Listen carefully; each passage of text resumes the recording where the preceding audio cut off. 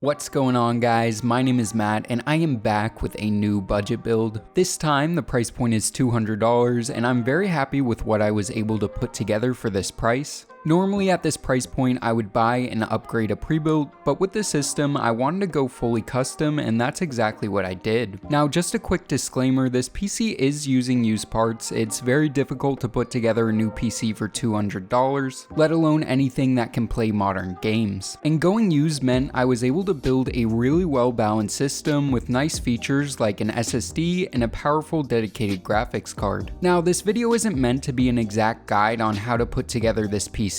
It's more meant to show you that if you do your research, hunt for deals, and be persistent, then you can put together a powerful gaming rig for a very low price. Now, because I did deal hunt, it meant I bought these parts spread out over a few weeks to make sure I was getting a good deal on each part. Because the budget was set so low, it meant anything modern like Ryzen or newer Intel CPUs were out of the question. What I decided to do was go for the very popular budget option of the Intel Xeon X3440. This is essentially a first-gen i7 without the hyper-threading. It has 4 cores, 8 threads, and is able to be overclocked a pretty substantial amount, which is definitely something you want to do if you're going to be picking one up. But really, the best thing is that this X3440 is $15 or less on sites like eBay and AliExpress, making this an absolute incredible value for the money, which you'll see during the benchmarks. One of the biggest problems with older CPUs is that the motherboards that they're compatible with can get pretty pricey relative to the price of the CPU itself.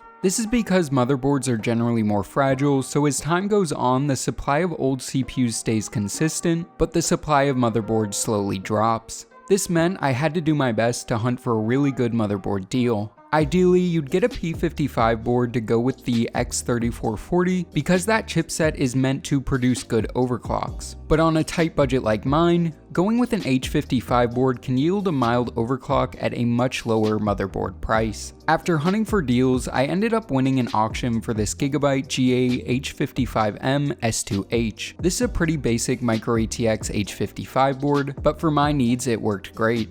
Now, because this is an older board, you are giving up some nice features like USB 3 and SATA 6 gigabit per second ports, but some of these issues can be remedied with PCI or PCIe expansion cards later down the line. One other pitfall of buying a used motherboard is that many times they don't come with I/O shields, which this one was no exception. I personally don't mind it, but I could understand why this might be a deal breaker for some of you out there. For $31, this motherboard's cheap and gets the job done. Moving on to the CPU cooler, this is an area where I didn't want to get the absolute cheapest option available just because I was going to be overclocking the CPU. With that being said, spending more on the CPU cooler than the CPU itself seemed like it wouldn't make much sense. Being someone who frequents r/build-a-PC sales, when I saw there was a $3 off any purchase on eBay coupon, I knew I should use it to buy a cheap CPU cooler, and that's exactly what I did. Say hello to the SoPlay 290L, which is basically the cheapest tower-style CPU cooler I could find on eBay, which while compared to many tower-style coolers on the market, this isn't great, but it's still a big step up from many of these super basic aluminum-only coolers you find around this price. This was $12 with free shipping, but using the $3 off code, it brought the price down to only $9. This tower-style cooler has 2 copper heat pipes and a decently sized aluminum fin array, which cools the CPU with the help of this 92mm fan. Well, the box says it's compatible with every chipset under the sun. In reality, it's only compatible with LGA 1150X CPUs. The mounting system is super simple with a backplate and 4 pre-attached tension screws. It has pre-applied thermal paste and installation takes all of 3 minutes. The combination of this cooler and the H55 motherboard allowed me to get this X3440 up to a modest 3.5 GHz across all cores, which while not as far as you could push it with a P55 board, is still a pretty decent improvement over stock performance. This cooler performs decently well, definitely not as well as something like a CryoRig M9i, but for $9 this guy provides adequate cooling and acceptable temps. Moving on to RAM, I just got 2 4GB basic sticks of this crucial 1333 MHz DDR3 for $25. This is a little more than I usually like to spend for 8GB of DDR3, but it fit the budget and in most cases 8GB is plenty for gaming. If this board had 2 extra slots, I probably would have populated them with two 2GB sticks for a total of 12GB, but I was limited to 2 sticks and 16GB was too far out of the budget for this system. 8GB again is good for gaming, but I would have loved to have a little extra for more demanding games or for other programs like Discord or Skype that might be running in the background while you game.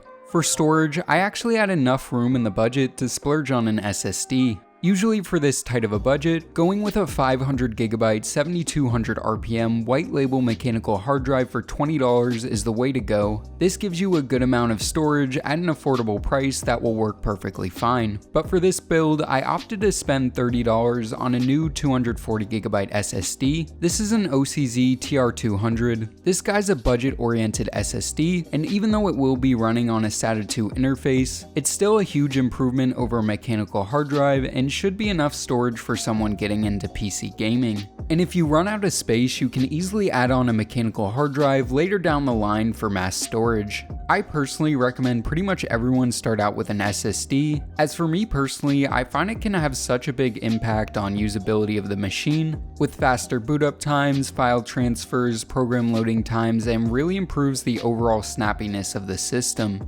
Next up is the graphics card, which takes the system from basic computer to gaming beast. I watched listings for a while on eBay and was hoping to snag something like an RX 470, but nothing came up in my budget, so I ended up settling for an AMD R9 280, which is still a respectable graphics card and is a really great budget option, as it has 3GB of GDDR5 video memory versus the 2GB you normally see on cards in this price range. I got this card for just under $50 total. I think it was $37 for the card and $11 for shipping. This particular card is the MSI Gaming 3G version, which has a really nice cooler with multiple copper heat pipes, a good size fin array, and 2 fans. I think the design of this cooler is really nice. It doesn't have a backplate or anything, but still, I think it looks really clean. For $48, this provides really good performance for the money, being able to play most any game you throw at it. With all this being said, it is a pretty power-hungry card requiring 8-pin and 6-pin supplemental PCIe power. This meant I had to get a power supply that was going to be able to provide plenty of clean power to the entire system. The power supply is probably the most predictable component in this system. What I went with is this EVGA 600 watt 80 plus white certified power supply that I got for $15 on an EVGA midweek madness sale. If you don't know, EVGA has a sale every Wednesday to clear out their refurbished inventory, and a couple times a month these units go on sale for $15 or $20. I picked up a bunch of these at $15 and have used them in a ton of builds and have never had a problem. This power supply is non-modular and has ketchup and mustard cables, but for $15 you really can't find anything that beats this in terms of value for the money, even going on a site like eBay.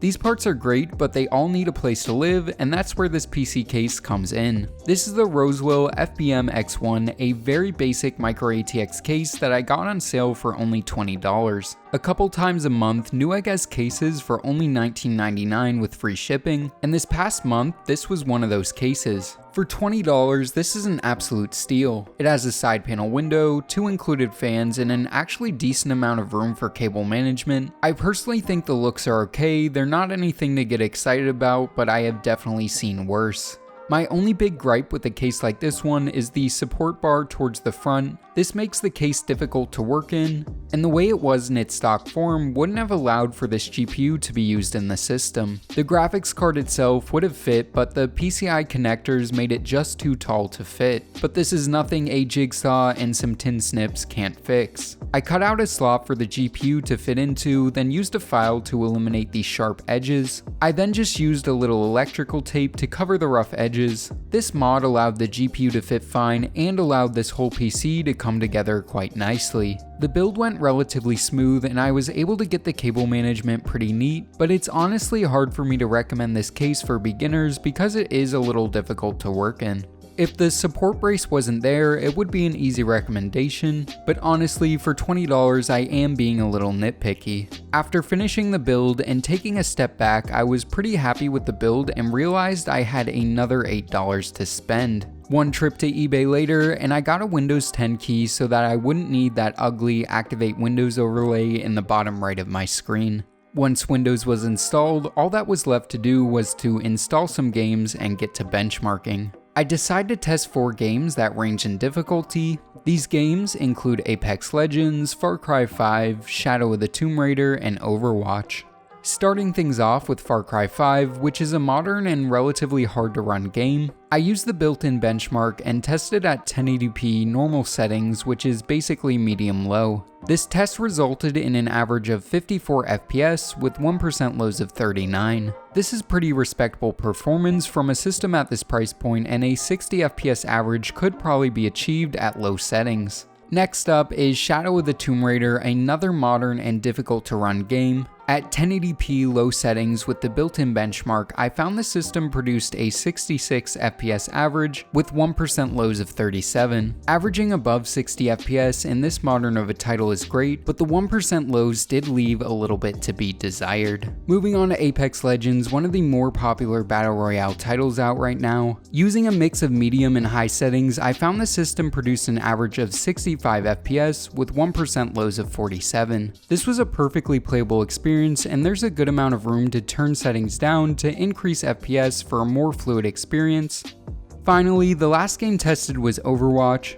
This represents an easier to run esports title, and usually if a system can't run Overwatch, then I don't really consider it a gaming PC. At 1080p high settings, the system produced a very enjoyable experience at 85 FPS average, and with 1% lows of 76. So it was fun to hop into some matches of a game I used to play all the time. As you can see, 60 FPS gaming at low settings in modern titles is surprisingly possible with this system, and for stuff like Apex Legends, PUBG, and Fortnite, a system like this is more than adequate for competitive play. The fact I was able to get this performance out of a fully custom system at $200 and didn't have to go the upgraded pre-built route makes me really happy. Again, this did take some deal hunting, but any of you could do this with enough patience, research, and persistence. I'll have names and links to all of the parts and websites mentioned in the video in the description down below. I'll also link a playlist with some other PC builds I've done, so if you want to check that out, you can. Overall, this project was a complete success, and for $200, I'm very proud of this system's performance. So yeah guys, I think this wraps this video up. I hope you guys enjoyed it. If you did, make sure to give this video a big thumbs up, as well as consider subscribing for more PC and tech related content in the future. And as always, this is Matt from Tech by Matt,